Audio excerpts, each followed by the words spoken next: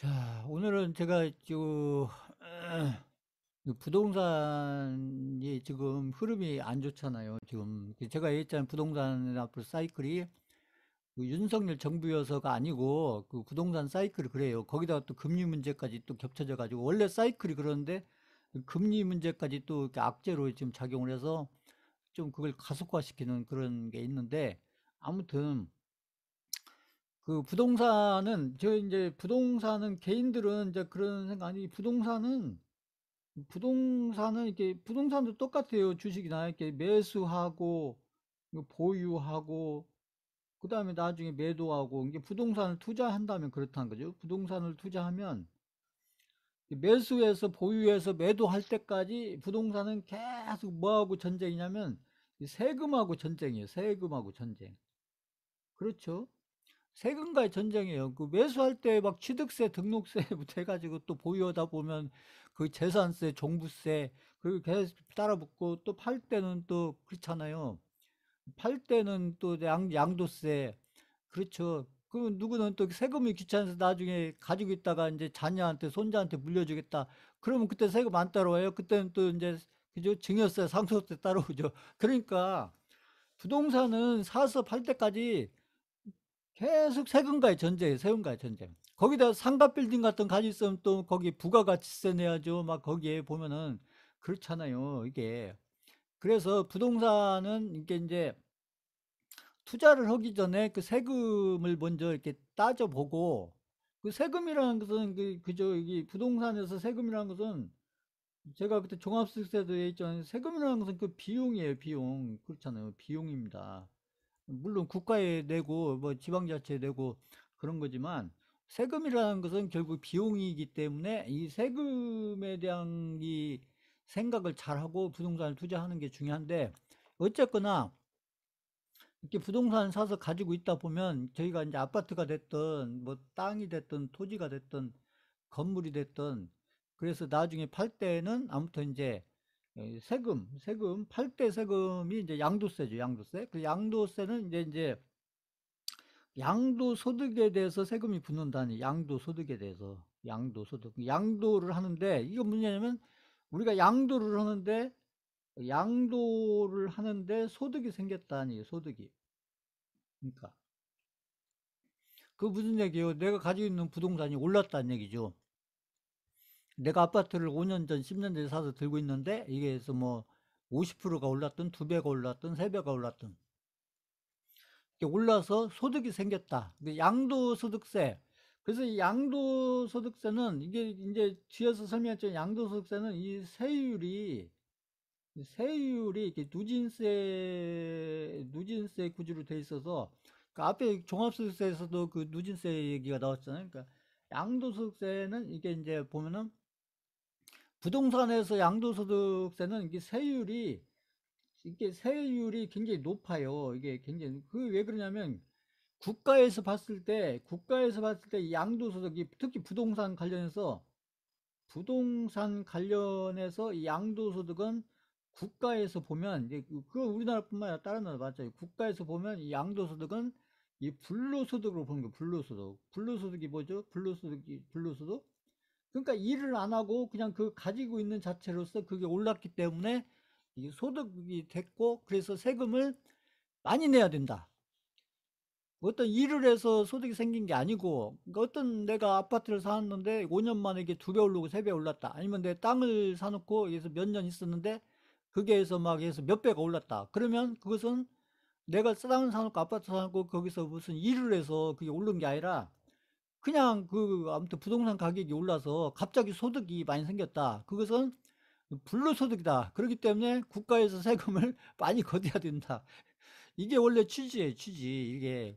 다만 이제 임대부동산에 대해서만 이제 조금 세금을 그동안에 이제 많이 낮춰줬었는데, 그것은 이제 주택과 관련된 부분은 이제 국가가 고민을 해야 되는 부분인데, 그 임대사업 하시는 분들이 국가의 고민을 많이 이렇게 좀 덜어주는 측면이 있다, 도와주는 측면이 있다 해서 그 세금을 많이 이렇게 낮춰주고 그런 것이 있었는데, 이제 그거 빼고 나머지 땅이라든지 뭐 아무튼 이런 것, 건물이라든지 이런 것들은 아무튼 불로소득이다, 불로소득. 이렇기 때문에 세금을 많이 걷어간다. 이렇게 알고 계세요. 이렇게 일단 개념이 그렇다는 개념이 왜 이렇게 부동산은 세금이 높아 그렇잖아요. 그래서 양도소득에 대해서 이렇게 좀 이제 개념을 이렇게 좀 아실 필요가 있는데 그래서 양도소득이란 뭐냐면 이제 여기 개인이요 개인이 가지고 있는 그러니까 무슨 얘기예요 이 법인이라든지 이런 데서 가지고 있는 것은 다른 얘기가 된다는 거죠 법인 그러니까 개인이 가지고 양도소득 그러니까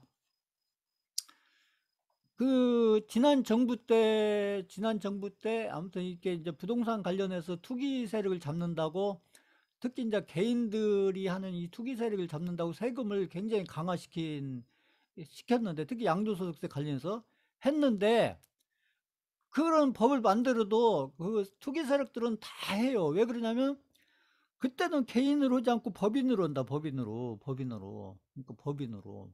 그래서 법인으로 해가지고 그냥 세금을 다 피해가는 거예요. 그래가지고 그런 막 해서 세금을 강화시켜도 결국 투기 세력들은 또 방법을 찾아가지고 그렇지 방법을 찾아서 그게 세력들이죠. 세력들은 법을 이렇게 만들면 이렇게 빠져나가고 또 저렇게 만들면 저렇게 빠져나가고 그래서 하면서 제가 얘기한 세력 얘기 많이 하고 있지만 부동산도 마찬가지예요. 세력은 특히 이제 국가에서 어떤 특히 투기 세력을 국가에서 투기 세력을 이렇게 세금을 통해서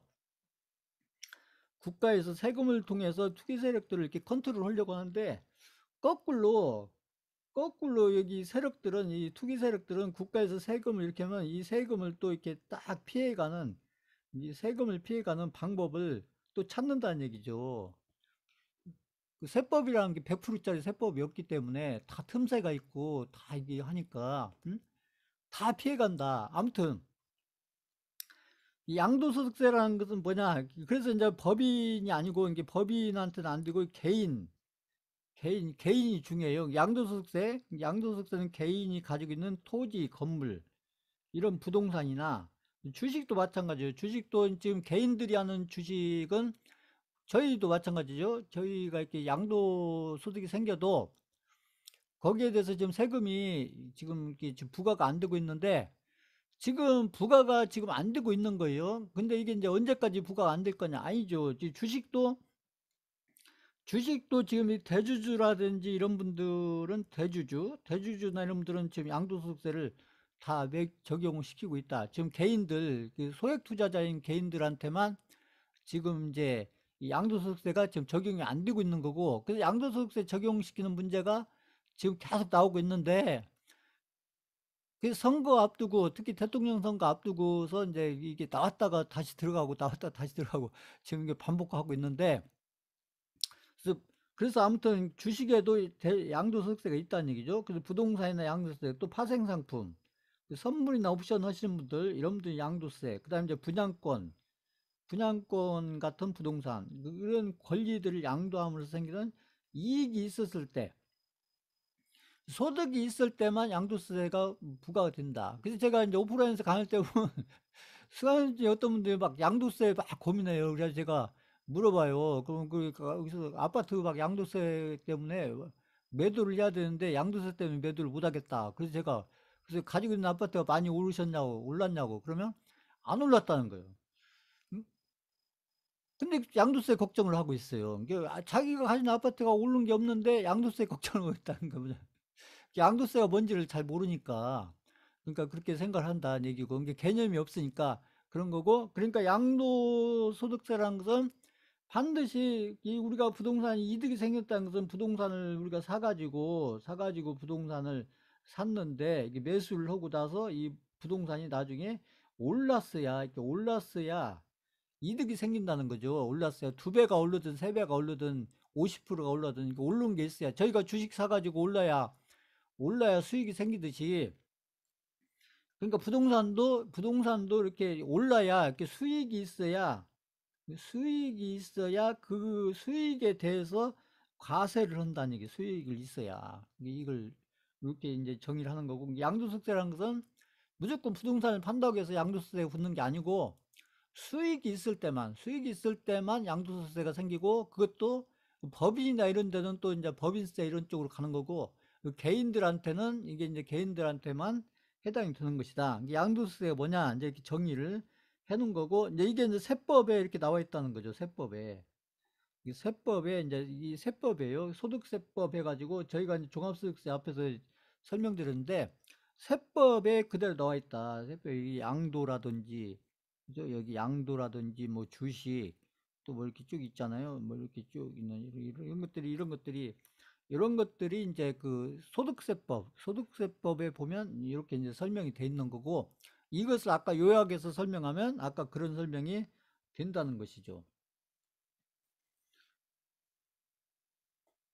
그 다음에 그 양도소득세는 우리가 이제 세금을 생각할 때 이제 이게 좀 어려운 얘기인데 이제 이 포괄주의가 있고 이 포괄주의가 있고 열거주의가 있어요. 포괄주의가 열거주의가 있는데 지금 여기서 설명하는 양도소득세는 지금 양도소득세는 열거주의식으로 지금 정의가 됐다. 포괄주의가 아니고 열거주의. 이게 무슨 얘기냐면 아까 그 소득세법에 그 양도소득세법에 열거가 돼 있는 그런 대상들에 대해서만 양도소득세가 부과가 된다. 그럼 뭐냐면 우리가 이제 양도를 할 수 있는 것은 양도를 할 수 있는 게 이제 부동산을 양도할 수도 있고 주식을 양도할 수도 있고 그래서 금을 양도할 수도 있고 화폐 그죠? 달러를 뭐 이렇게 양도를 한다든지 이렇게 양도를 할 수 있고 그다음에 중고거래 요즘에 뭐 이렇게 당근마켓 이런 데 있잖아요. 그래서 세금 내기가 가끔 나오던데 그 당근마켓 같은 데서 보면은 그 중고거래 많이 하는데 거기 가끔 보면 막 몇천만 원짜리 몇 억짜리 막 이런 것들이 거래가 되면서 그게 이제 세금을 피해가는 뭐 그렇다 뭐 그런 얘기가 나오던데 보면은 그래서 이렇게 여러 가지 양도할 수 있는 것들이 있는데 이 양도할 수 있는 것들 중에 아까 그 소득세법에 지금 나와 있는 것은 이 부동산하고 주식이다는 얘기죠. 부동산하고 주식. 그러니까 부동산하고 주식이 그러니까 세법에 열거가 돼 있다니, 열거가. 세법에. 우리나라 세법에 열거가 돼 있는 것은 부동산하고 주식이다. 이런 얘기죠. 부동산, 주식, 아까 파생상품, 이런 것들이 이제 그 열거가 돼 있고, 우리가 금이라든지 화폐라든지 중고거래라든지 이런 것들은 열거에서 빠져 있기 때문에 거기에는 해당이 안 된다. 이렇게 보시면 되는 거고, 자,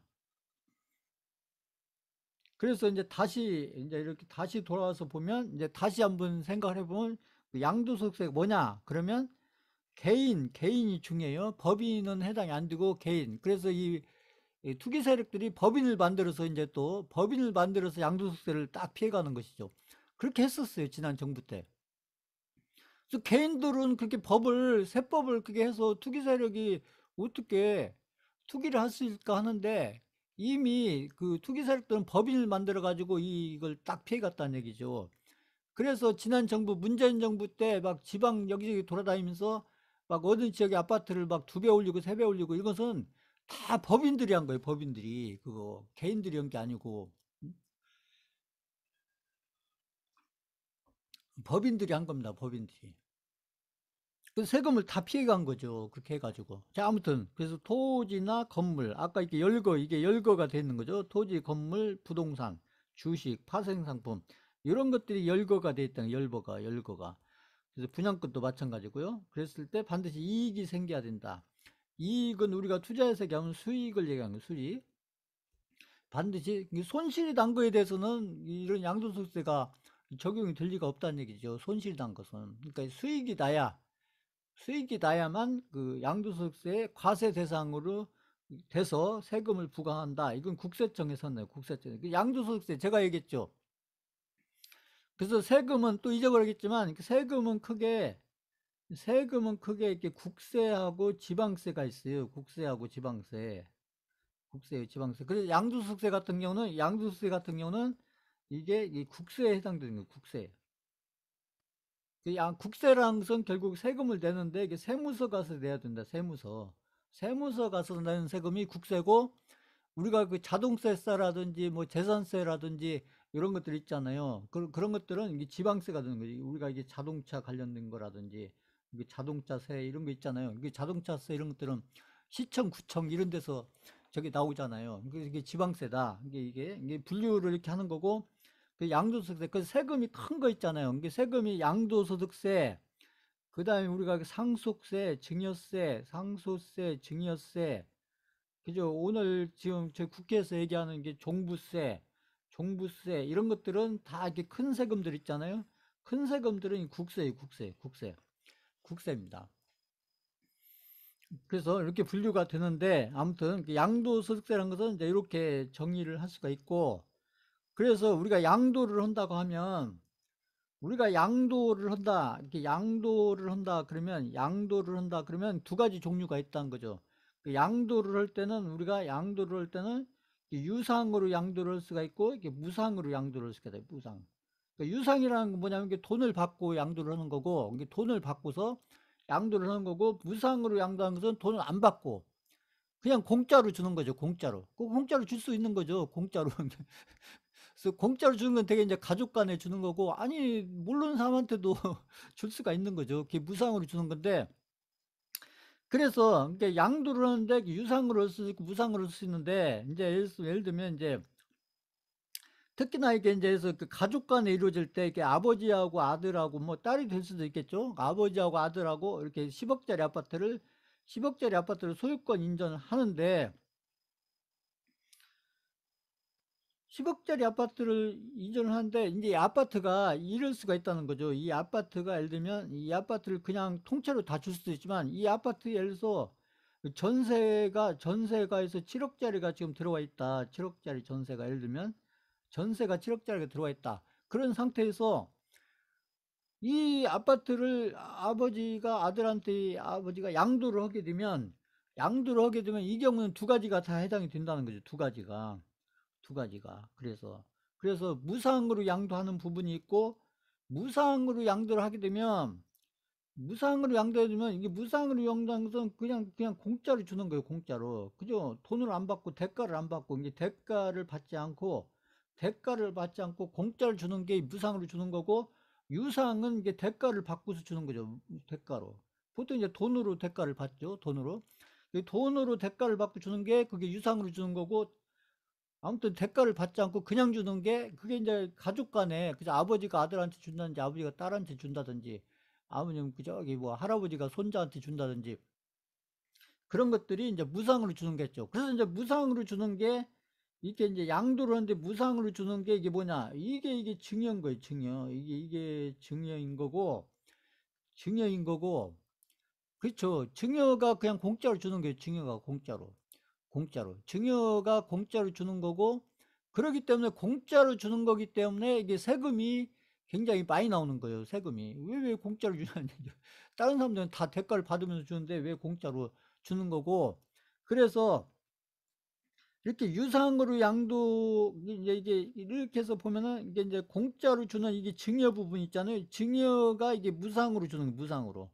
그래서 이 무상으로 준 부분에는 이제 국세청에 세금을 뭘 내야 되냐? 증여세를 내야 되는 거예요, 증여세를. 그러니까 예를 들어서 아파트가 10억짜리 아파트인데, 아파트가 지금처럼 아파트가 해서 10억짜리 아파트인데, 이거 여기에 지금 전세가 예를 들면 7억짜리가 지금 들어와 있는 상태다, 이런 얘기. 이 아파트를 지금 해서 아버지가 아들한테 준다. 그러면은 어떤 형태가 되냐면 이렇게 된다는 것이죠. 여기 보면 여기에서 이제 3억하고 7억하고 나눠진다는 거죠. 3억하고 7억하고. 그렇죠? 3억하고 7억하고 나눠지는데, 여기서 보면 3억은, 이 3억, 그 10억 중에서 3억은 그냥 무상으로 주는 거예요. 무상으로 주는 거기 때문에 이것은 뭐가 되냐? 이게 증여가 된다, 증여가. 그러니까 세금을 내야 된다면 어떤 세금을 내야 하냐? 요거에 대해서는 증여세를 내야 된다, 증여세를 내야 된다. 그런데 이 전세가 들어있는 7억, 이 7억은 전세가 들어가 있는 이 7억, 전세보증금 7억이 들어가 있다는 거죠. 이 전세보증금 7억이 들어가 있으면 이 전세보증금, 이거 잘 보셔야 하는데, 이 전세가 7억 들어가 있는 전세보증금이 7억 들어가 있다는 거죠. 그래서 이 전세보증금이라는 것은 이 부동산에서 이 전세보증금이라는 것은 뭐냐면, 이것은 빚이에요, 빚입니다. 그렇잖아요. 갚아야 될 거죠. 이 전세를 살고 있는 사람이 이 집에서 나간다고 하면은 이 7억을 내줘야 되는 거예요. 그 7억을 내줘야 되기 때문에 지금 빚을 가지고 있는 거고, 그래서 이 7억 전세금 7억을 결국 아들한테 주는 거기 때문에 결국 아들이 7억 전세금을 떠안는 형태가 되는 건다. 그러니까 나중에 아들이 이것을 이어받아서 만약 지금 전세를 살고 있는 사람이 이게 이 집을 나가게 되면 그 7억을 누가 줘야 되냐? 아들이 줘야 된다는 거야, 아들이. 그러니까 7억을 전세 사는 분들이 이분이 나갈 때 7억을 아들이 내야 되니까 그건 무슨 얘기냐면 결국은 이게 아들이 아버지한테 아버지가 이 7억만큼을 주고 아들이 산 것이 된다는 얘기, 산 것이. 그러니까 유상으로 양도한 게 된다는 거, 양도. 이게 조금 어려울 수 있는데, 이게 보시면, 자, 그 여기 10억짜리 아파트를 이렇게 물려받게 되면 물려받은 건 좋은데 나중에 전세 살고 있는 분이 이 집을 나가게 될 때 그 7억을 누가 내줘야 되냐? 아들이 내줘야 되는 거, 아들이 그렇잖아요. 그러니까 그 7억만큼을 주고 아들이 사는 것이 된다, 사는 것이. 자, 그 방금 설명한 거 이해 가신다. 3번 쳐보세요.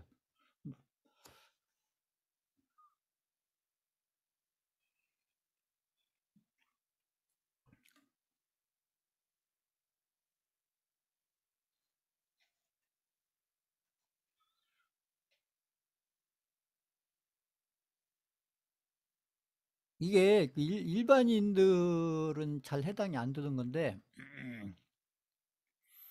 특히 이렇게 재산이 많거나 특히 부자들 재산이 많거나 부자들이 이 절세를 하기 위해서 이 부담부 증보라는 것을 이 절세를 하기 위해서 특히 이렇게 부자들이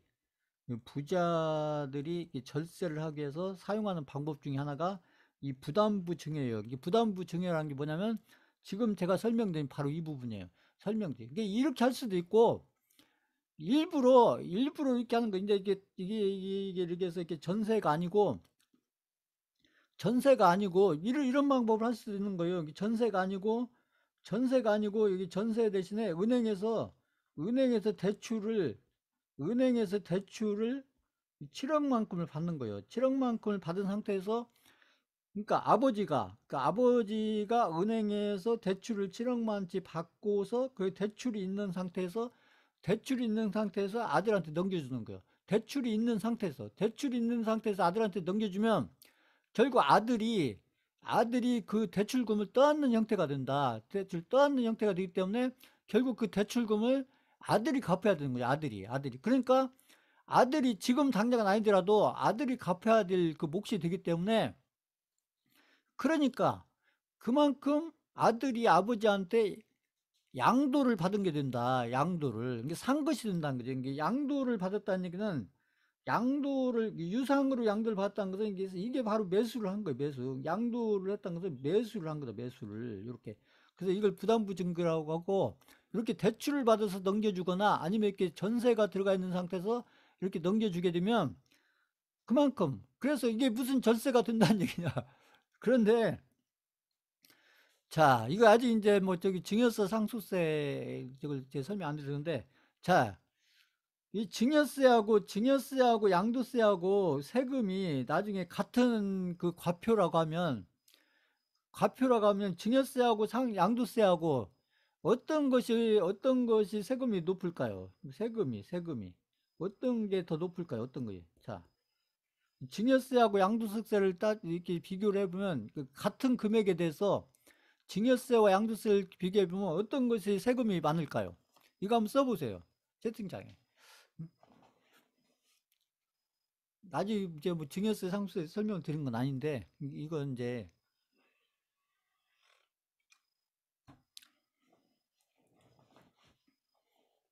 그렇습니다.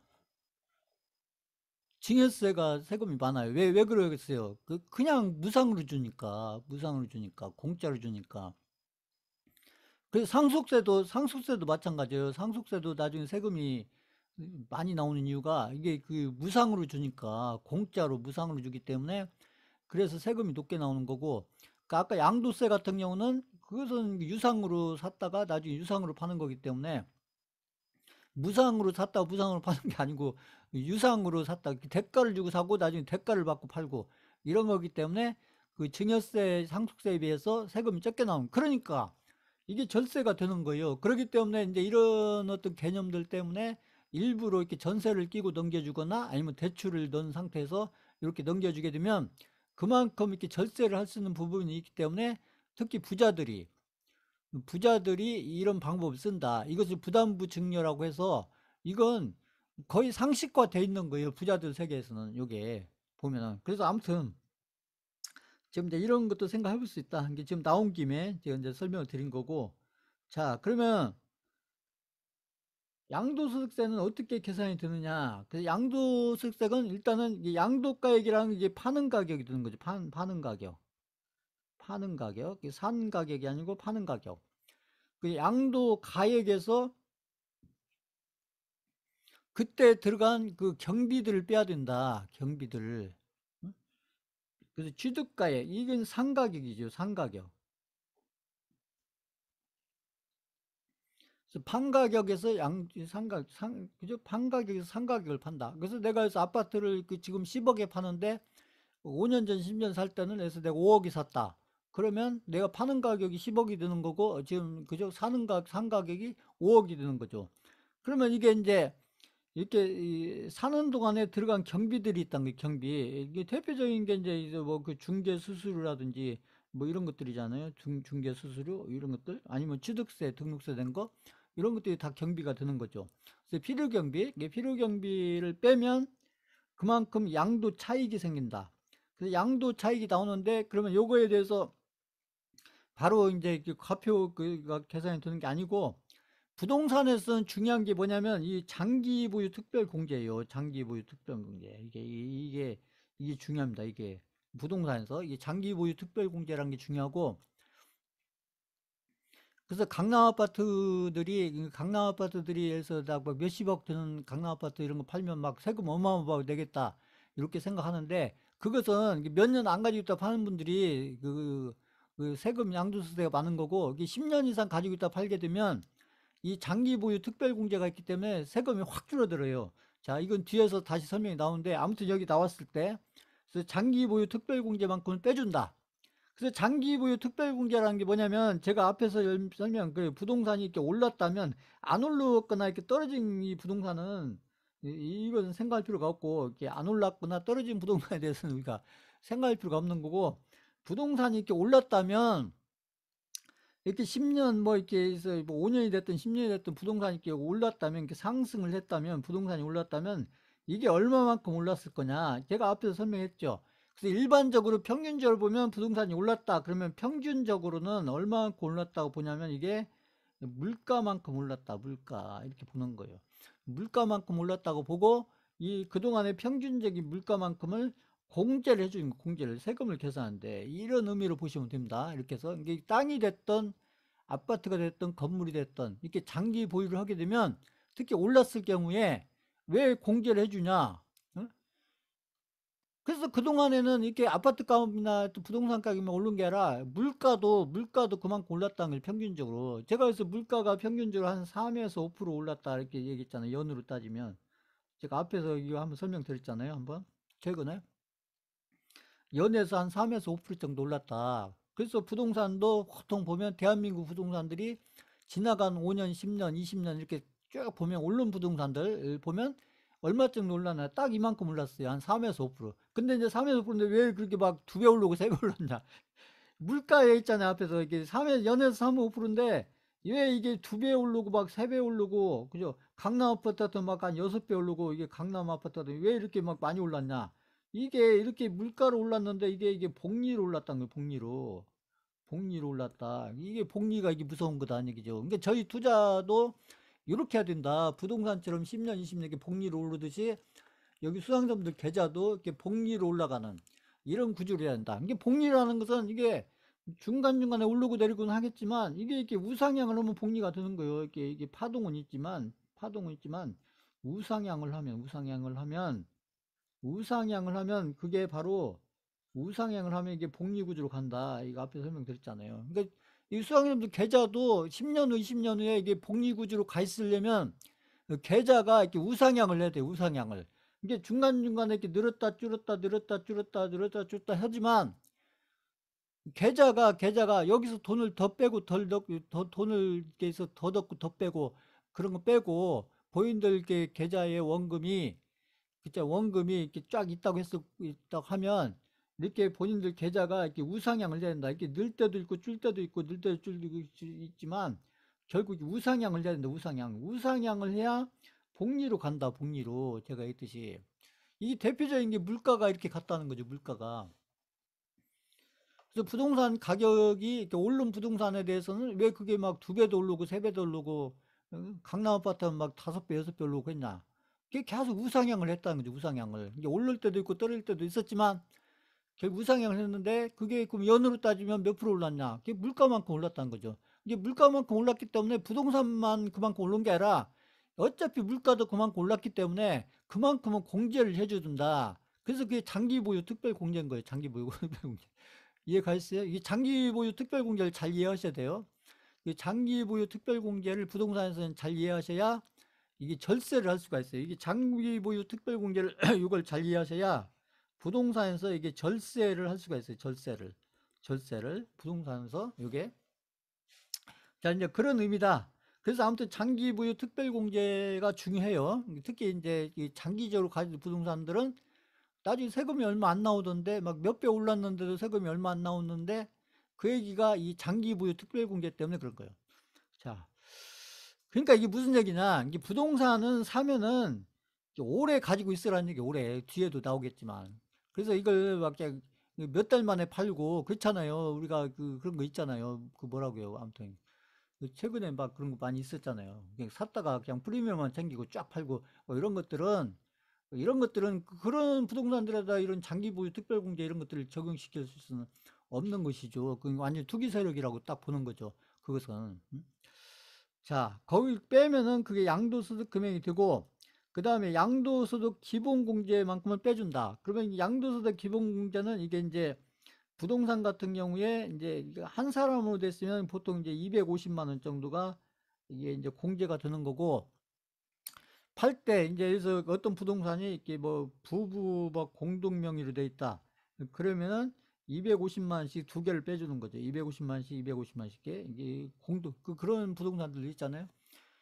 이게 부부 공동으로 돼 있다 그러면 이 기본 공제를 이렇게 양도소득세 계산할 때 이렇게 250, 250 두 개를 빼는 거고 그러니까 한 사람 앞으로 돼 있다. 그럼 250만 원치를 공제. 그게 이제 양도소득세 기본 공제고 그래서 그만큼 빼게 되면 이제 중요한 게 이제 세금에서 중요한 것은 이 과세 표준이에요. 과세 표. 우리가 그때 앞에서 종합소득세 제가 설명드릴 때도 세금에서 가장 중요한 게 이게 과세 표준이에요. 우리가 과표라고 하죠. 과표. 과세 표준입니다. 이제 줄여서 과표라고 하는데 그 양도소득 과세 표준 이게 중요해요. 그래서 양도소득 과표가 나오면 이제 이 과세 표준 기준에 따라서 세율을 계산이 되는데 요 세율은 물론 이것은 누진세율로 계산이 된다. 누진세율. 그래서 앞에서 얘기했던 그 종합소득세라든지 아무튼 이런 그 양도소득세라든지 아까 말씀드린 증여세, 상속세. 그래서 보통 국세들 있잖아요. 국세, 종부세도 마찬가지고 국세 같은 경우가 보통 누진세 구조로 돼 있어요. 국세 같은 게 아까 제가 국세하고 지방세하고 쭉 분류를 했잖아요. 우리가 뭐 자동차세라든지 뭐 이렇게 재산세라든지 이런 것들은 그 누진세 구조가 아니에요. 그런 것들은 그냥 아무튼 자 그래서 계산하면 산출세액이 나오고 거기에다가 지방세 지방세를 10대 곱하면 이게 왜냐면 국세니까 거기다가 지방세만큼 10% 계산하면 그게 이제 총 납부 금액이 된다. 그래서 이제 이런 과정을 거쳐서 양도소득세가 계산이 되는데 그래서 여기서 중요한 게 그 장기 보유 특별공제 이게 중요했다는 거죠. 근데 이제 아까 여기 세율 있잖아요. 세율. 이 세율이 아까 세율이 누진세율 구조가 됐는데 어떻게 됐냐. 그래서 이제 세금을 계산하는데 그 세율을 이제 어떻게 적용을 하느냐. 그래서 그것은 세율을 계산을 하는데 세율을 계산하는 것은 세율이 여기 보시면 기본세율이 있어요. 기본세율 있고, 이렇게 2년 미만짜리가 있고, 이렇게 나눠진다는 거죠. 그러니까 2년 이상짜리하고 2년 미만짜리. 그래서 부동산을 사서 그 2년 이상, 우리가 2년 얘기를 많이 하잖아요. 부동산 팔 때 2년 넘었나 안 넘었나. 세금 이렇게 얘기를 할 때 2년 넘었냐 안 넘었냐. 아무튼 그걸 많이들 얘기하잖아요. 그 2년을 넘게 되면 세율을 계산할 때 기본 세율로 계산한다는 거예요. 기본 세율로. 기본 세율로 계산하고 이게 2년 미만이 되면 40%, 1년 미만이면 50% 이렇게 된다는 거죠. 주택이 부동산이라는 것은 이것은 주로 이제 토지라든지 이게 상가 빌딩이라든지 뭐 이런 것들을 얘기하는 거고, 그 다음에 우리가 이제 보통 가지고 있는 아파트라든지 주택이라든지, 그 다음에 조합원 입주권, 이런 것들은 이게 이제 보면은 그 2년 미만이냐.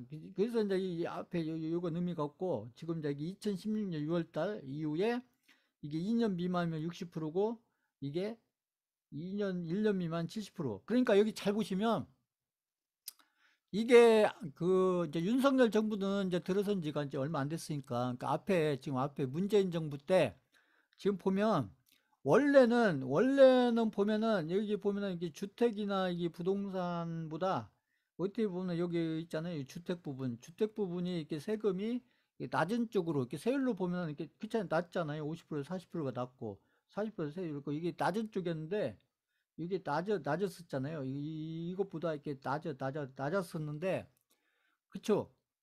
이 40%보다 기본세율이 낮고 50%보다 40%가 낮고 이렇게 낮았었는데, 이게 앞에 정부, 문재인 정부 때 이게 역전이 됐어요. 문재인 정부 때 이게 거꾸로 됐다. 거꾸로 문재인 정부 때 요것보다 이게 더 커졌다. 이게 변화가 이렇게 됐다는 얘기죠. 보시면. 자, 지금 방금 설명한 거 이해 가신다. 이거 한번 5번 쳐보세요. 5번. 요게. 그래서 그러니까 앞에 문재인 정부 때 이렇게 아파트나 주택 가지고 있는 놈들이 이 세율과 관련해서 이쪽 양도세율이잖아요. 양도세율 관련해서 이게 토지나 이렇게 상가에 비해서 세율에서 훨씬 이렇게 불리한 구조로 이렇게 바뀌었어요. 그게 가장 큰 변화입니다. 그 앞에 정부에서. 그래서 이제 요 부분을 이제 윤석열 정부 들어서 가지고 이제 이런 부분들을 조금 이렇게 변화를 주려고 지금 하고 있는 것이죠. 지금 아파트 흐름도 안 좋고, 아무튼 이게 부동산 흐름도 안 좋고, 아무튼 또 이제 앞에 정부에서 했던 것들이 조금 가했다 이렇게 보는지 어떤지 모르겠지만, 아무튼 그거에 조금 변화를 주려고 하는데, 일단은 그것은 이제 변화가 돼야 되는 것이고, 그건 이제 국회에서 또 통과를 해야 되고, 뭐 여러 가지 그 절차들이 있기 때문에 그 쉬운 건 아니에요. 오늘도 뭐 종부세 얘기하는데 그게 또 그 여야의 또 입장이 다르잖아요. 보면은. 자, 이게 부동산이라는 게 그래요. 보면. 그래서 정부가 바뀔 때마다 이게 세금과 부동산 세금과 관련해서 이렇게 변화가 생기던데, 그게 그래서 양도세율은 여기 보시면 이 양도소득세 세율은 이제 이런 표 아까 앞에서 그 종합소득세 제가 설명드릴 때 그 세율이나 비슷해요. 그 끝부분만 좀 다르고, 그 양도소득세 세율 그 세율이 이제 2021년도 6월 달 이후로 보면은 이렇게 이게 보면 이제 적으면 1,200원 이하부터 많으면 10억 초과 이런 구간이 있어서, 이게 이 과표와 액정 과세 표준이 커질수록 구간별로 이렇게 세율이 높아진다. 이렇게 높아진다. 그죠? 세율이 높아지죠. 이렇게 높아지죠. 이렇게 세율이 높아지죠. 이렇게. 이게 누진세율인 게 누진세율. 그러니까 이게 보면 이게 과표가 이렇게 커질수록, 이게 과표가 이렇게 커질수록, 이 과표가 있잖아요. 과세 표준이 커질수록 이렇게 세율이 커진다는 얘기. 이게 적용되는 세율이 커진다. 이게 이제 그림이 이렇게 그릴 수도 있고 이게 수직으로 그릴 수 있는데, 아무튼 과표가 커질수록 그죠? 이 과표가 커질수록 이 세율이 달라진다. 세율이. 근데 과표가 커질수록 여기서 이렇게 올라갈수록 이 세율이 올라간다는 거예요. 세율이 이렇게 올라간다. 세율이 올라간다. 이렇게. 이게 누진세율은 이게 이제 이렇게 해서 이게 앞에서 과표 얘기했잖아요. 과세표준. 앞에 과세표준 이제 지금 머릿속에 이게 기억이 안 돼 있기 때문에 또 저걸 봐야 되는데, 보면 아무튼 위에 그 세율이 이게 그래서 아무튼 과세 표준이 10억이 넘어가게 되면 이게 45%이 구간에 대해서 그냥 45% 구간에 대해서는 45%가 적용이 된다. 그러니까 부동산은 어떻게 생각하셔야 되냐면 이게 이렇게 10억이 넘어가면 그 양도 차익이죠. 그 이제 양도 차익하고 이 과세 표준하고 다른데 아까 장기 표준 그러니까 과세 표준이 그러니까 과표가 이렇게 10억이 넘어가게 되면 과표가 10억이 넘어가게 되면 10억이 넘어가는 부분에서는 거의 45%니까 거의 절반이잖아요. 절반. 거의 절반이 이게 세금으로 내야 된다 이렇게 생각하시면 돼요. 그러니까 10억이 넘어가게 되면 과세 표준이 그러니까 양도 차익이 아니고 과세 표준이 10억이 넘어가게 되면 거의 세금을 반납을 간다. 그러니까 그래서 내가 과세 표준이 한 20억이다. 20억이다 그러면 거의 한 10억 정도가 세금으로 나간다 이렇게 보시면 된다. 이런 얘기예요. 그러니까 내가 가표가 해서 한 100억이다 그러면 거의 한 50억 정도가 세금으로 나간다. 이렇게 보면 거의 맞아요. 보면. 자, 그냥 크게 어림잡아서 그렇다는 겁니다. 어림잡아. 그래서 부동산이 이게 세금으로 나가는 게 많다. 이런 얘기가 나오는 거고.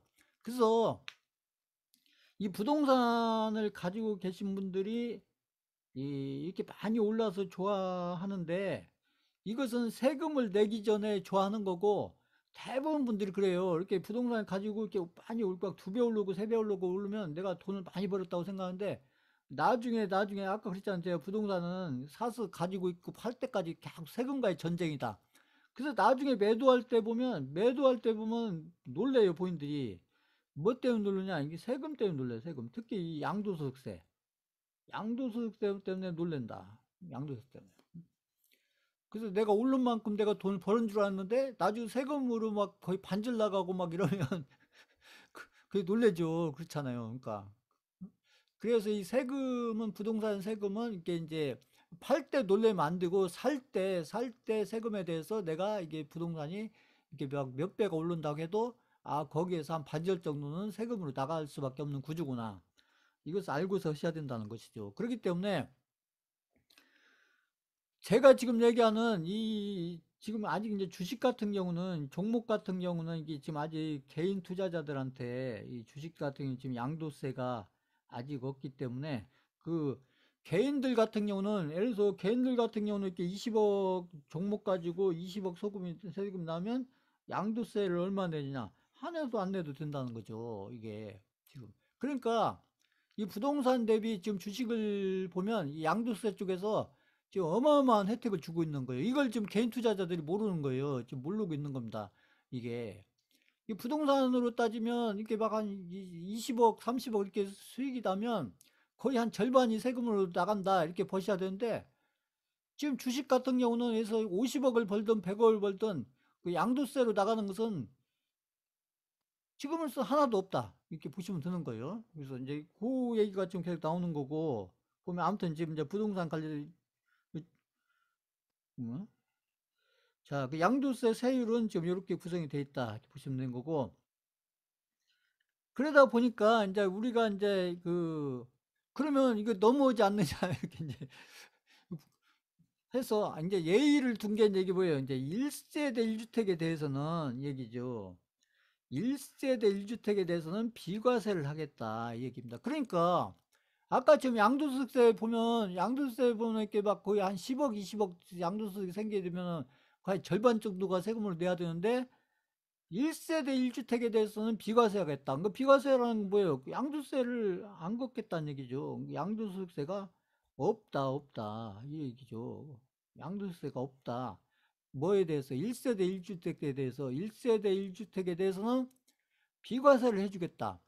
그러니까 아까 했던 그 부동산에서는 많이 올라도 그 양도소득세로 거의 한 절반 정도가 그죠 양도소득이 크게 되면 거의 절반 정도가 지금 그 세금으로 나가야 되는데 1세대 1주택에 대해서는 비과세니까 그러니까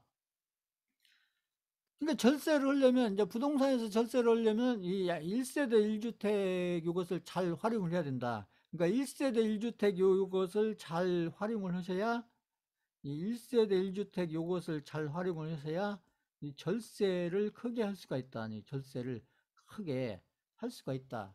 이런 얘기가 드는 것이죠. 그러니까 이제 부동산에서는 특히 아파트, 그러니까 아파트나 이 주택에서는 이 1세대 1주택이라는 것을 잘 알아야 되는데, 그래서 1세대 1주택이라는 게 뭐냐? 그래서 이게 이제 이 소득세법에 이렇게 이제 정의해 놨어요. 거기 보면 이제 1세대가 뭐 국내에 1주택을 보유하고 보유기가 아까 2년 여기 나오잖아요. 2년이고 취득 당시에 조정대상, 이 어려운 얘기예요. 조정대상. 그래서 대한민국에 보면 조정대상인 지역이 있고 조정대상이 아닌 지역이 있어요. 대개 이제 조정대상이란 게 특히 이제 수도권이라든지 지금 보면 수도권이라든지 보통 이제 광역시, 광역시 이게 이제 다 그런 거 아니지만 특히 수도권하고 광역시 이런 데가 보통 이제 조정 지역으로 많이 돼 있거든요. 그러니까 이제 아무튼 조정 지역의 보유 기간이 2년, 그다음에 거주 기간이 보유 기간 플러스 거주 기간. 그러니까 보유 기간 2년이하고 거주 기간 2년. 그래서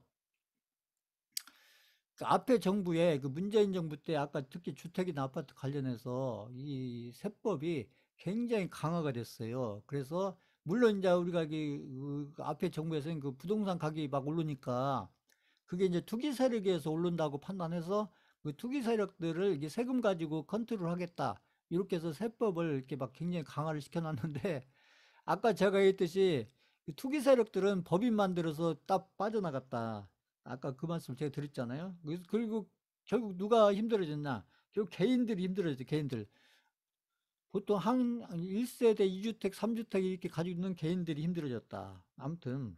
그래서 이제, 그러면 누구나 다 이렇게 비과세 조건을 만들고 싶지 않겠어요? 이렇게 비과세 1세대 1주택을 만들어서 비과세 조건을 만들고 싶은데, 그러면 1세대 1주택이라고 해서 다 비과세가 되느냐?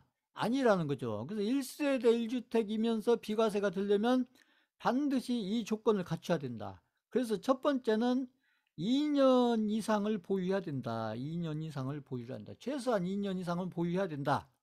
그러니까 1년을 가지고 있었거나 2년 미만이거나 이런 것들은 1세대 1주택에 해당이 안 된다는 거죠. 최소한 2년 이상은 보유를 해야 되고, 그 다음에 이 조정대상, 아까 있잖아요. 조정대상인 경우에는 2년 보유 플러스 2년 거주를 해야 된다, 거주를.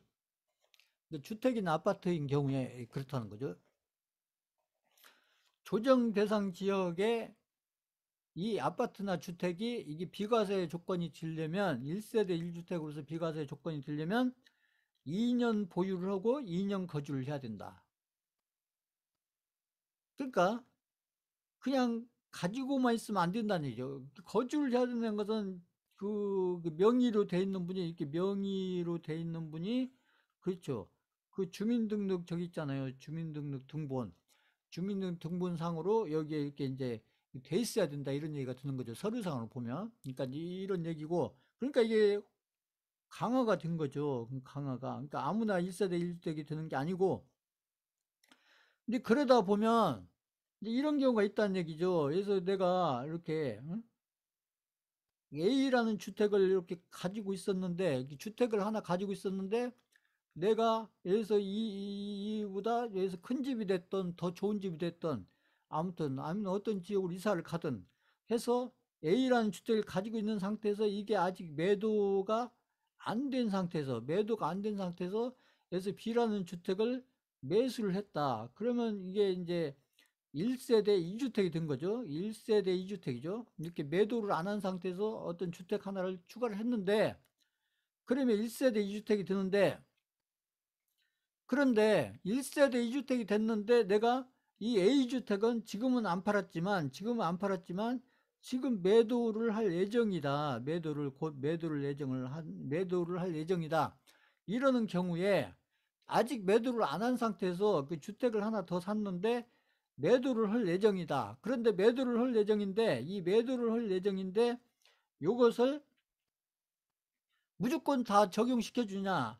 아니라는 거죠. 그러니까 일시적으로 아무튼 1세대 2주택이지만 1세대 2주택인데 일시적으로 1세대 2주택인데 요것이 지금 앞에서 이런 조건을 갖추면 이것을 1세대 1주택으로 봐주겠다는 얘기예요. 1세대 1주택으로.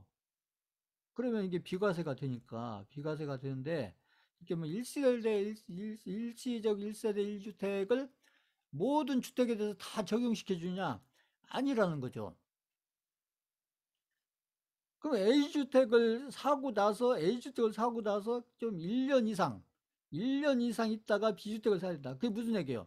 A주택을 샀는데 해서 한 3개월밖에 안 됐는데 또 B주택을 샀다. 그러면 이게 1년이 안 된 상태에서, 1년이 안 된 상태에서 3개월이 됐든 한 달이 됐든 5개월이 됐든 그러니까 아무튼 6개월이 됐든 10개월이 됐든 1년이 안 된 상태에서 사면은 요것은 그냥 투기로 보겠다는 게 투기로. 투기로 보겠다. 그러니까 아무튼.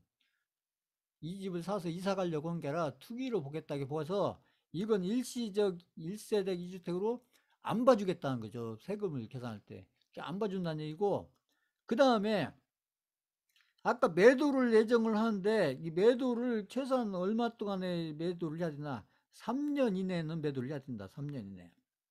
그런데 원래는 3년 이내에 매도가 됐었는데 실질적으로 2019년도 12월 17일 조정 대상 지역에 한해서 조정 대상 한해에 대해서는 여기에서 신규 주택에 대해서 2년, 신규에서 취득해서 2년, 그죠? 이게 3년이 아니고 2년. 그 다음에 그것도 1년 플러스 1년은 반드시 1년 내, 1년 안에 요 주택으로 이사를 가야 된다. 여기 A에서 나와서 이쪽으로 이사를 가야 된다. 이사를. 전입을 해야 된다. 전입. 전입이라는 게 이사를 해야 된다. 이사를 해야 된다는 얘기죠. 그러니까 이만큼 이제 까다롭게 만들어 놓은 거죠. 이렇게 해서. 응? 이거 다 뭐냐면 이 투기 세력을 막겠다고 한 거예요. 투기 세력을. 투기 세력을 막겠다고 이제 이런 세법을 이렇게 연구해서 만들어 놓은 건데 지금 이것 때문에 지금 누가 막 지금 고생을 하고 있어요. 일반 개인들이 고생을 엄청나게 하고, 일반 개인들이 지금 이런 경우에 걸려 있는 개인들이 많아요. 이렇게 돼 있어서 고생하는 개인들이 많이 있는데, 어쨌건 세법은 지금 이렇게 돼 있다. 세법은. 자. 그래서 이게 그 1세대, 1세대 2주택인데 1세대, 이게 일시적으로 보고, 이게 장기적이 아니고 일시적이라고 보고 비과세를 주는 게 기존의 3년에서 2년으로 1년으로 1년도 플러스 1년에 2년처럼 해갖고 이렇게 이제 강화가 됐다는 얘기죠. 강화. 그러니까 웬만하면 일시적 1세대 2주택으로 안 봐주겠다는 얘기예요. 이런 얘기입니다. 특히 조정지역 내에 이 조정 있잖아요. 조정. 그러니까 1세대 2주택이 있는 분들은, 이렇게 수강생분들이 혹시나 이제 1세대 2주택에 있는 분들은 일단 이 주택이 두 개 다 그래요.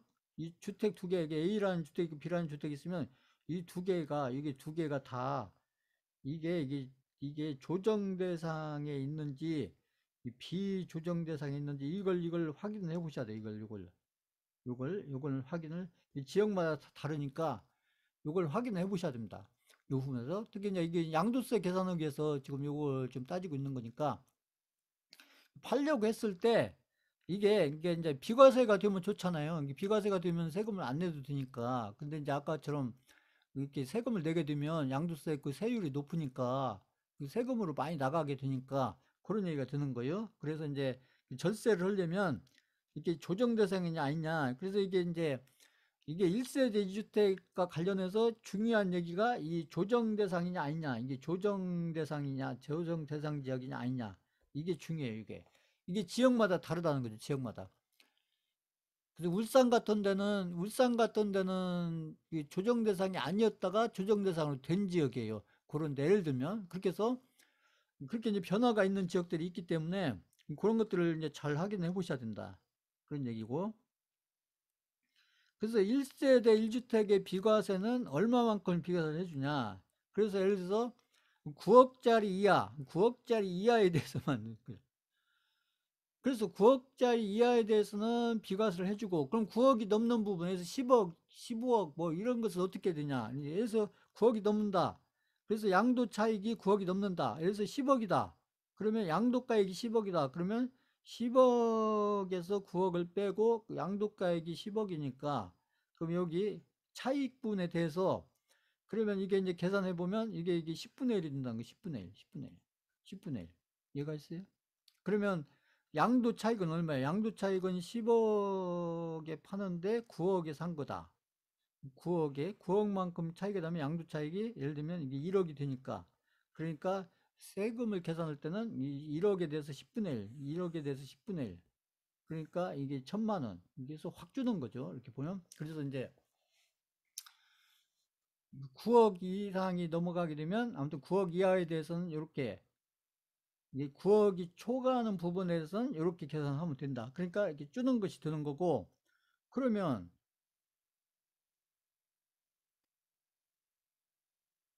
자 아까 얘기했던 이제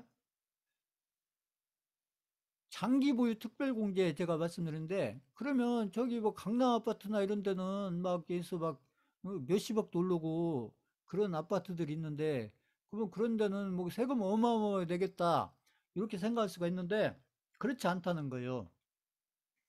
왜 그러냐면 이 장기 보유 특별 공제가 있기 때문에 이 장기에 장기, 이 장기. 이 장기라고 하면 제가 이렇게 종목에서도 중장기 계속 말씀드렸는데 이 장기라고 하면 특히 부동산에서 장기라고 하면은 얼마를 얘기하면 보통 10년을 얘기한 거예요. 10년 이상을. 10년 이상을 얘기하는 거고 그래서 이 장기 보유 특별 공제를 원래는 이렇게 많이 해줬었어요. 그러니까 2019년도까지만 해주면 이렇게 거의 한 80% 정도를 해줬었는데, 이게 물가 계산해서 10년을 계산하면 연에, 아까 제가 했잖아요. 연에 한 4% 정도. 연에 4% 정도 이렇게 계산하면, 그죠? 그래서 이렇게 복리로 계산해서 이렇게 한 80% 정도를 이렇게 이제 공제를 해줬는데, 그래서 1세대 1주택에 대해서 아까 9억 초과분에 대해서 10년이면 최대, 10년 이상이면 최대 80%, 80% 장기 보유 특별 공개를 해주니까, 그러니까 80%를 장기 보유 특별 공개를 해주니까, 그러니까 아까 얘기했잖아요. 그, 아까 있던 그 앞에서 보면, 그 장기 보유 특별 공개를 80%까지 해주니까, 그러니까 가표가 확 주는 거죠, 가표가. 80% 주니까 가표가 확 준다.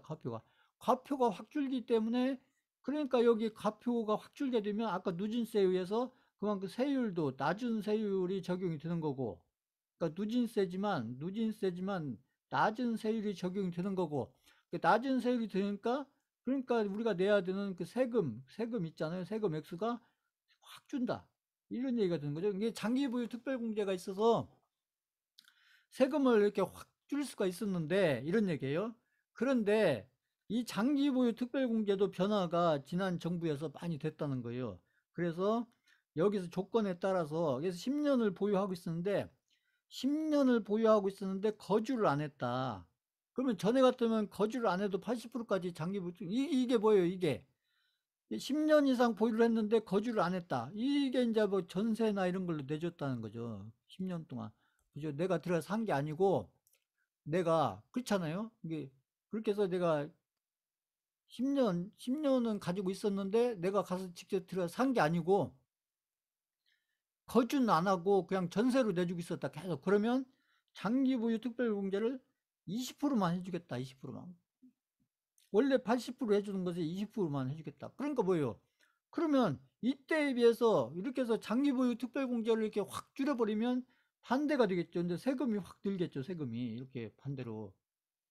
자, 방금 설명 그 이해 가신다. 3번 쳐보세요. 3번.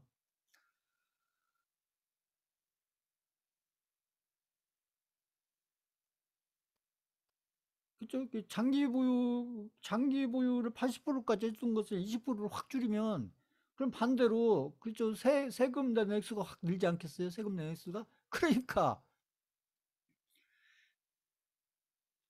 그러니까 못 파는 거예요. 그래서 지난 정부 때 아무튼 이렇게 해서 이렇게 앞으로 세금 강화시키기 전에 세금 강화시켜 놓고 나서 부동산 팔으라 하는데 팔고 나면 세금이 확 늘어나가지고 세금이 확 늘어나가지고 세금으로 그냥 아무튼 부동산 올라가지고 양도소득에서 크게 이렇게 수익이 난 것이 확 주는 거예요. 이 세금 때문에. 결국은 그렇잖아요. 세액이 확 는다는 것은 이 부동산으로 해서 생기는 이 부동산 투자 수익이죠.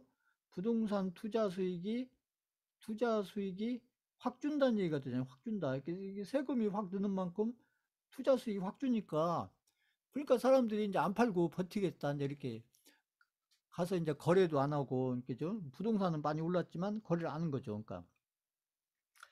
그 다음에 이제 보유를 하고 2년, 이게 보유를 했는데 2년을 거주했다. 그러면 48%. 이것도 80%에서 48% 줄은 거죠. 그나마 거주를 하면 그래도 한 48%까지는 장기 보유 특별 공개를 해주겠다. 이런 얘기죠. 그러면 그나마 낫겠죠, 좀.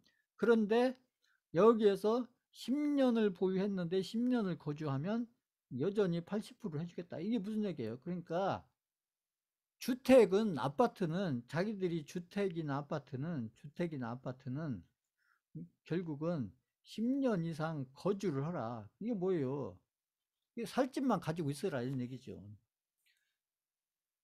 내가 살 집이 아니면서 가지고 있으면서 아무튼 10년 이상 가지고 있었어도, 그래서 아파트든 주택이든 많이 올랐다고 해도 나중에 팔 때 많이 올라서 좋아했지만 팔 때 결국 양도소득세로 거의, 아까 얘기했잖아요. 세율로 따지면 거의 절반, 결국 한 절반 정도는 양도소득세 세금으로 걷어가겠다, 이런 뜻이에요. 그러니까 요렇게 이제 바뀌었었다는 얘기죠, 이게. 그래서 지난 정부 때. 그래서 이제 지금 제가 설명드린 지금 요런 것들이 이제 문재인 정부 때 이제 부동산 양도세가 요런 틀로 돼 있었는데, 지금 이제 윤석열 정부 들어서 가지고 이제 이런 아까 조정지역, 조정대상이라든지, 그 다음에 종부세라든지, 그 다음에 이제 뭐 이게 좀 특히 종부세, 종합부동산세는 좀 다른 얘기지만 양도세하고 좀 다른 얘기인데, 이 종합부동산세라든지 아까 조정대상, 이 조정대상이라든지 그 종합부동산이라든지 이런 거에 대해서 조금 이제 그 좀 너무 심한 거 아니냐. 그래서 또 부동산 경기도 안 좋고, 그리고 앞으로 부동산 경기가 계속 안 좋을 건데 너무 심한 거 아니냐. 그래서 그런 쪽에 조금 좀 변화를 줘보자. 그래서 지금 여당이 있잖아요. 지금 여당에서 이제 뭐 그런 걸 얘기하는데, 그래서 오늘도 지금 그런 게 좀 기사로 나왔잖아요. 보면은. 그래서 그 이재명 그분하고, 그 다음에 저기 뭐 권성동인가? 거기 만나가지고도 그 종합부동산세 얘기하고, 그 다음에 오늘 뭐 아무튼 그 기재부하고 해서 그 아무튼 그 종부세 관련해서 또 이렇게 좀 이렇게 변화가 좀 일부 있었는데, 그래서 이제 이런 틀을 가지고 지금 나오는 이 지금 정부 들어서 가지고 변화 오는 것을 이 틀에 맞춰서 조금 이렇게 이제 해석을 해가면 이게 무슨 얘기인지 조금 이해할 수가 있고, 그리고 지금 중요한 것은 아까 얘기했던 그저 일반 개인들은 그 1세대 1주택, 1세대 1주택이어야 비과세가 될 수가 있고, 그 다음에 장기 보유 특별 공제를 최대한으로 받으려면 이렇게 10년 이상 가지고 있어야 되고, 그다음에 주택이나 아파트 같은 경우에 2년 이상 거주를 해야 된다. 그리고 10년 이상 계속 거주를 하게 되면 80%까지 여전히 받는 거고, 그지만 제가 아까 여기서 얘기 안 했는데, 토지나 상가 빌딩은 조금 달라요. 토지나 상가 빌딩, 제가 오늘 설명드린 건 주로 아파트 주택, 대부분 이제 개인분들이 가지고 있는 게 아파트 주택이기 때문에 그거에 맞춰서 제가 설명드린 거고, 그 토지하고 아무튼 이게 상가 빌딩은 조금 지금 오늘 설명드린 거하고 약간 다른 부분이 있어요. 근데 그 부분은 그쪽에 관련해서 또 이제 조금 알아보셔야 되고, 제가 오늘 설명드린 것은 주로 아파트, 주택, 요거에 맞춰서 양도소득세 관련해서 그 개념과 이제 이런 것들을 좀 잡으시라고 제가 쭉 설명드린 거고, 이제 이것은 지난 정부 기준으로 지금 쭉 제가 설명드리기 때문에 이 틀에서 지금 윤석열 정부 들어서 가지고 여기에서 제가 봤을 땐 조금 약간 이렇게 변화가 있을 것 같아요. 이제 그것은 이제 또 국회를 통과해야 되고 또 뭐 여러 가지 절차들이 있지만, 뭐 그런 것들을 거치면서 좀 약간의 변화를 좀 시도하지 않겠나, 이제 그런 생각이 들고, 지금 조금 이렇게 조금씩 크게는 아니지만 조금씩 변화된 부분도 있기는 있어요. 이게 그런 부분들은 이제 요 틀에 맞춰서 좀 이렇게 잘 살펴보시면 이게 이제 무슨 뜻인지 이제 그런 것들을 좀 이렇게 좀 이해하실 수 있겠다. 그래서 좀 특히 이제 이 부동산은 이 개인들이 가지고 있는 자산에서 제가 늘렸듯이 비중이 크니까 팔 때 잘 팔아야 되는데, 특히 세금이 또 문제가 되고, 그 세금과 관련해서 이렇게 절세하는 이런 어떤 기준들, 이런 것들이 지금 제가 설명드린 요 속에 다 있으니까 이걸 참고로 하셔서 본인들 가지고 있는 부동산에 대해서 한번 쭉 살펴보시면 나중에 매도를 하시는 경우에 그 세금과 관련해서 어떤 부분이 좀 문제가 되는지 그런 것들을 미리 생각할 수가 있고, 그래서 주택이나 아파트는 다른 거 없어요. 아까 지금 본인들이 가지고 있는 주택이나 아파트 이런 것들이 조정 대상이 아니냐. 제가 봤을 때는 그게 중요하고, 그 다음에 이제 어떤 아파트를 사서 내가 5년, 10년을 가지고 있어도 거기에 거주 기간이 2년이 되냐 안 되냐. 그 다음에 10년 내내 있었냐 없었냐. 이제 이런 것들이 가장 큰 변수가 되겠죠. 그래서 그런 것들을 몇 가지 이렇게 해서 살펴보면 아, 내가 양도세가 어느 정도 나오겠구나. 이게 정확히는 아니더라도 아, 이렇게 양도세가 많이 나오겠구나. 뭐 적절하게 나오겠구나. 뭐 얼마 안 나오겠구나. 뭐 이런 것들이 계산이 되겠죠. 그러니까 그런 것들을 지금 제가 설명드린 거 이걸 좀 참고를 하셔서 좀 한번 살펴보셔라. 이런 의미로 제가 설명을 드린 거고요. 잠깐 5분만 쉬었다 하겠습니다.